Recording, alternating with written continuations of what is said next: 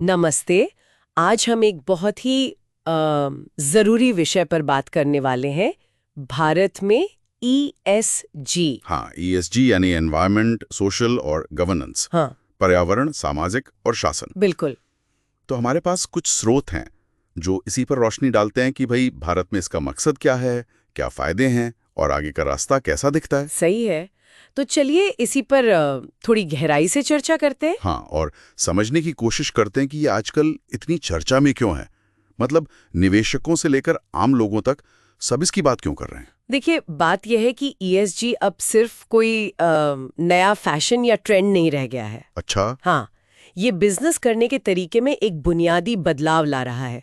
स्रोत भी यही बताते हैं कि भारत में अब निवेशक हों, रेगुलेटर हों, या खासकर जो युवा है ना, जेन ज़ी और मिलेनियल्स, वो कंपनियों से सिर्फ ये नहीं पूछ रहे कि कितना मुनाफा कमाया। तो फिर क्या देख रहे हैं? वो ये देख रहे हैं कि भाई आपकी कंपनी समाज पर, पर्यावरण पर कैसा असर डाल रही है। जी। पॉजिटिव, नेगेटिव, क्या कर रहे हो आप। अच्छा। और शायद इसीलिए वो आंकड़ा जो स्रोतों में था कि अनुमान है भारत में ESG केंद्रित जो निवेश फंड हैं जी। वो अगले साल 50 अरब डॉलर तक पहुंच सकते हैं। हाँ, 50 अरब डॉलर, ये बहुत बड़ी रकम है। और ये दिखाता है कि ये बदलाव कितना सीरियस है। लेकिन इतना बड़ा बदलाव अचानक क्यों?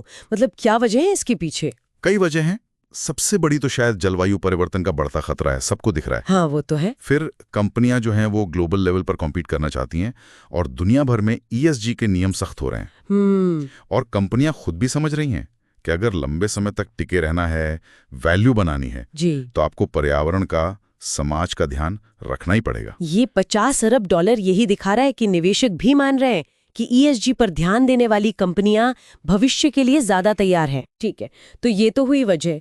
अब जरा ये ES और G को थोड़ा और खोलते हैं आसान शब्दों में।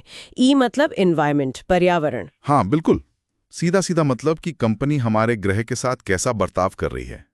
क्या वो अपना कार्बन फुटप्रिंट कम कर रही है? जैसे उत्सर्जन कम करना। हाँ, उत्सर्जन कम करना, पानी बचाना, वेस्ट मैनेजमेंट ठीक से करना, रिन्यूएबल एनर्जी जैसे सोलर या विंड एनर्जी अपनाना, ये सब इसमें आता है। ओके। और S सोशल यानी सामाजिक।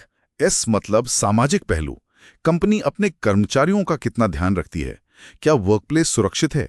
क्या वहाँ विविधता है? मतलब अलग अलग तरह के लोग काम करते हैं। अच्छा, और कर्मचारियों के अधिकार। हाँ, लेबर राइट्स का सम्मान होता है या नहीं, और कंपनी समाज को क्या वापस दे रही है, जैसे लोकल कम्युनिटी में इन्वेस्ट करना। समझ गए। और आखिर में G गवर्नेंस, शासन। गवर्नेंस यानी कंपनी चलती कैसे है, लीडरशिप कितनी पारदर्शी है, कितनी नैतिक है, क्या फैसले सही और निष्पक्ष तरीके से होते हैं, शेयर होल्डर्स के हितों का ध्यान रखा जाता है या नहीं। और क्या कंपनी अपनी एक्टिविटीज के बारे में ईमानदारी से रिपोर्ट करती है? बिल्कुल। और ये सिर्फ कहने की बातें नहीं है। भारत में रेगुलेटर्स जैसे सेबी अब काफी एक्टिव हैं। हाँ, मैंने सुना है वो BSR रिपोर्ट के बारे में। हाँ, business responsibility and sustainability report, ये टॉप 1000 लिस्टेड कंपनियों के लिए अब जरूरी हो गया है। तो इसमें क्या बताना होता है कंपनियों को? बहुत कुछ, जैसे वो कितनी एनर्जी इस्तेमाल कर रहे हैं, कितना पानी, उनका उत्सर्जन कितना है, वेस्ट कैसे मैनेज करते हैं, कर्मचारियों के लिए क्या नीतियां हैं, उनकी सप्लाई चेन में मानवाधिकारों का क्या हाल है। मतलब काफी डिटेल में है। बाप रे, ये तो काफी पारदर्शिता लाता होगा। हाँ बिल्कुल, पारदर्शिता का एक नया लेवल है ये। अच्छा, ये तो हुई नियमों की बात। पर नियमों के अलावा कंपनियां क्यों अपना रही हैं ऐसे? मतलब उन्हें क्या फायदा है? फायदे कई हैं। स्रोत बताते हैं कि ESG अपनाने से उनकी सप्लाई चेन ज्यादा टिकाऊ बनती है, क्लीन बनती है, वर्कप्लेस बेहतर होता है, वो पर्यावरण के लिहाज से अच्छे प्रोडक्ट्स बना पाते हैं। और पैसे के मामले में कुछ आर्थिक फायदा? हाँ हाँ बिल्कुल, एक तो उन्हें कम लागत पर पैसा जुटाने में मदद मिलती है। आजकल निवेशक ESG वाली कंपनियों को ज्यादा पसंद कर रहे हैं। अच्छा। और उनका रिस्क मैनेजमेंट बेहतर होता है, जैसे क्लाइमेट चेंज से जुड़े रिस्क को वो पहले से भांप सकते हैं, तैयारी कर सकते हैं। और वो जो आंकड़ा था कि ESG रिकॉर्ड अच्छा हो तो कंपनियां बेहतर परफॉर्म करती हैं। हाँ, स्रोत बताते हैं कि मजबूत ESG रिकॉर्ड वाली कंपनियां लॉन्ग टर्म में, मतलब लंबी अवधि में 15% तक बेहतर वित्तीय प्रदर्शन कर सकती हैं। 15%? ये तो काफी महत्वपूर्ण है निवेशकों के लिए। बहुत ज्यादा। क्या सरकार भी इसमें कुछ मदद कर रही है? हाँ, सरकार भी पीछे नहीं है। जैसे हाल के यूनियन बजट में रिन्यूएबल एनर्जी पानी बचाने और ग्रीन बॉन्ड्स के लिए काफी घोषणाएं हुई हैं। ग्रीन बॉन्ड्स ये क्या होते हैं? ये खास तरह के बॉन्ड होते हैं जिनसे जुटाया गया पैसा सिर्फ पर्यावरण के लिहाज से अच्छे प्रोजेक्ट्स में ही लगाया जा सकता है। अच्छा, तो सरकार भी पुश कर रही है। बिल्कुल, ये सब कंपनियों को ESG अपनाने के लिए एक तरह से प्रोत्साहित करता है। ये सब सुनने में तो बहुत अच्छा लग रहा है, पर क्या ये राह इतनी आसान है? मतलब कोई चुनौतियां नहीं है? चुनौतियां तो हैं और कम नहीं है। एक बड़ी प्रॉब्लम जिसका जिक्र स्रोतों में है वो है सही और भरोसेमंद डेटा की कमी। डेटा की कमी मतलब कई कंपनियों के पास, खासकर जो सप्लाई चेन में छोटी कंपनियां हैं, उनके पास ये पता करने के साधन ही नहीं होते कि उनका पर्यावरण पर या समाज पर ठीक ठीक क्या असर पड़ रहा है। ओह, तो फिर वो रिपोर्ट कैसे करेंगे सही से? यही मुश्किल है, इससे सटीक रिपोर्टिंग नहीं हो पाती। फिर दुनिया भर में ESG के नियम भी तेजी से बदल रहे हैं, तो उनके साथ कदम मिलाना भी एक चुनौती है। और शायद शुरुआत में इसे लागू करने में खर्चा भी आता होगा। हाँ बिल्कुल, टेक्नोलॉजी बदलनी पड़ती है, प्रोसेस बदलने पड़ते हैं, तो शुरुआती लागत तो होती है। तो डेटा, बदलते नियम और लागत, ये मुख्य चुनौतियां हैं। पर इन चुनौतियों के बावजूद क्या ये कहना सही होगा कि ESG अपनाना, खासकर जो भारतीय कंपनियां एक्सपोर्ट करती हैं, उनके लिए अब सिर्फ अच्छा काम नहीं बल्कि बिजनेस की जरूरत बन गया है? बिल्कुल सही कहा, अब ये जरूरत बन गया है।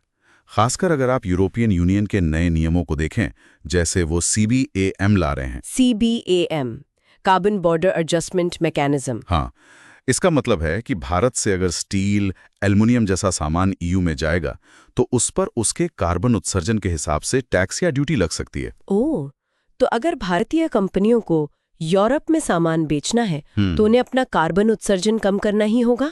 हाँ, और दूसरे ESG मानकों का भी पालन करना होगा। यह अब मार्केट में टिके रहने की शर्त बनता जा रहा है, खासकर विकसित देशों के बाजारों में। तो ये सब नियम, फायदे, चुनौतियां, ये तो हमने समझ लिया, पर क्या जमीन पर इसके असर दिख रहे हैं?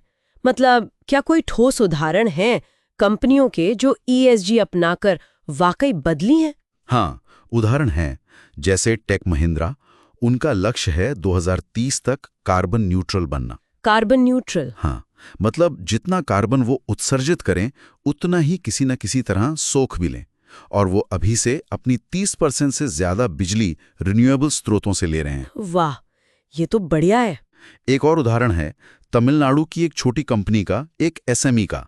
उन्होंने सर्कुलर पैकेजिंग अपनाई। सर्कुलर पैकेजिंग मतलब ऐसी पैकेजिंग जिसे फेंका ना जाए बल्कि बार बार इस्तेमाल किया जा सके या पूरी तरह रिसाइकल हो जाए। अच्छा, तो स्रोतों के मुताबिक इससे उन्हें नए ग्राहक तो मिले ही, उनके कर्मचारी भी ज्यादा खुश और मोटिवेटेड महसूस करने लगे। तो ये सिर्फ बड़ी कंपनियों की बात नहीं है, छोटी कंपनियां भी कर रही हैं और फायदा देख रही हैं। बिल्कुल। तो ये सिर्फ ऐसी कहानियां नहीं है कि सुनने में अच्छा लगता है, ये असल में स्मार्ट बिजनेस मूव्स हैं जो भारत के आर्थिक भविष्य को आकार दे रहे हैं। सही कहा, ये दिखाता है कि सस्टेनेबिलिटी और प्रॉफिट साथ साथ चल सकते हैं। तो संक्षेप में कहें तो भारत की नई अर्थव्यवस्था और एक टिकाऊ भविष्य के लिए ESG सिर्फ नियमों का पालन करना नहीं है। नहीं, बिल्कुल नहीं। ये एक जरूरत है और एक बहुत बड़ा अवसर भी है।